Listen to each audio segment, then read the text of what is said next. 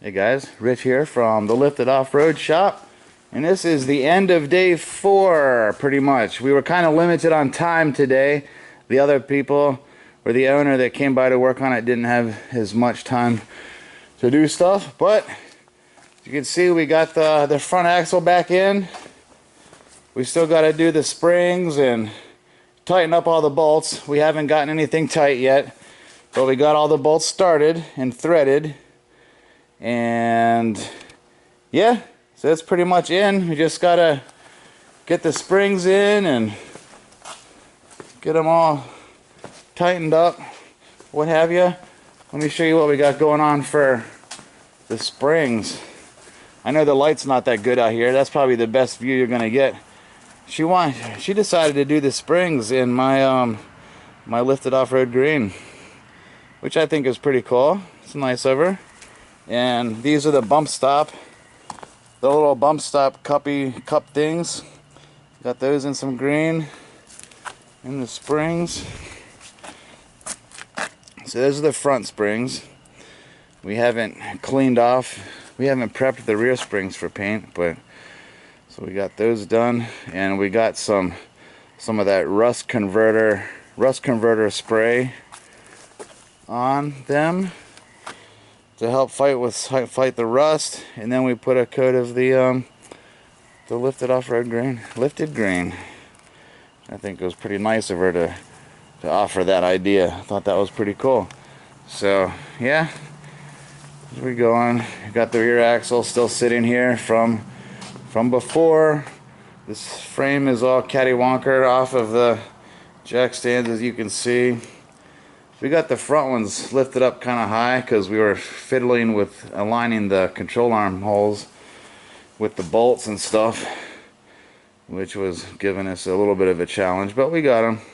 We put anti-seize or never seize on the suspension bolts this time, so the next time we do any suspension work, it should not be nearly as difficult as it was getting this thing out of the old one. I think it was that bolt right there on day 3, was it? Or yeah, day 3, when we were removing the axle, that bolt right there probably took us almost an hour to get out of the linkage. Fortunately, it only took us just a little while to get it back in, which is a plus. So yeah, but we got it mostly connected. Still got the sway bar, I can put that on later. Got the steering box mounted, track bar is mounted up. Everything's pretty much in, just not tight yet. Motor mount switched over. You can see we got the motor mount switched over. I'm not sure if she tightened those yet or not. We're gonna have to double check. But yeah, since we had limited time today, we only got the front axle in. Here's what's left of the old frame. Yep, what a sight. And I believe they're gonna leave this here with me so that I can do whatever I want with it.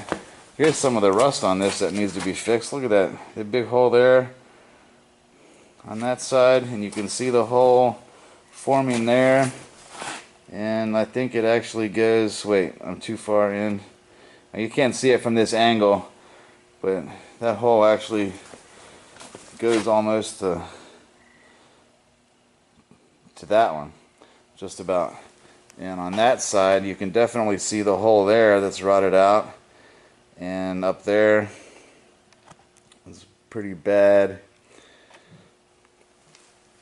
So yeah, they're gonna leave me with this frame, and I plan on using it for something, getting it cleaned up and fixed. I'm sure these holes can be fixed up. Oh yeah, look at that. You can see it on this side. See how much that's rotted out? Crazy. Craziness. And that step's gonna go. I'm not keeping that. That silly little step. The skid plate looks good. It's not bent up or nothing. I might put that on my Jeep. The skid plate on my Jeep is all bent up in the center. So that's got the skid plate still pretty good. Oh yeah, we still got to transfer these body mount bolts, or the body mounts. We still got to get those. And then you've got all of that over there. I've showed you that before. Tub and engine. We got the front clip tucked back in there. Got the front clip over there. So yeah, this is the end of day 4. Pretty good. Fairly good progress anyway. Nothing substantial. I did get a little bit of more painting done on the frame.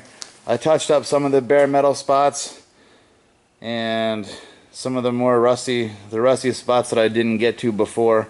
I touched up some of that on the frame, but hopefully this will last for a couple more years. It should last for longer than that in theory. And this back part, I don't know if I showed you guys this before, this back part, that needs to be patched up a little bit, and the same with that spot over there, that needs to be patched up. But that's only the rear bumper. That's not that's not really structural. All the structural stuff is from this cross member forward is what holds the Jeep together.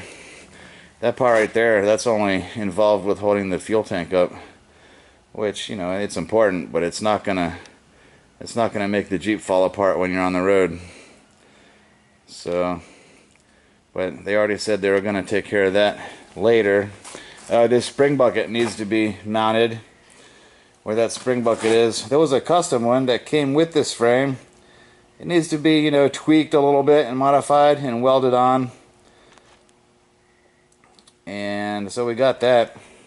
That was one of the reasons we didn't start mounting the rear axle, because we still got to mess with that. And yeah, I don't know, that's about it for now. End of day 4. Jeep TJ frame swap. Sorry I'm not showing you guys a whole lot of how-to and the actual procedure of doing this stuff. But it's hard to film when you're actually doing the work. We need to have I need to have a dedicated camera guy. Or maybe I need to stop doing the work myself and actually hold the camera. Let other people do the work while I film everything. So that's an idea. But that's where we're at now. So that'll be it. Get this flipped around. There you go. So that's it. That's the end of day 4. And I'll get back later with another update. Have fun and be lifted. Later.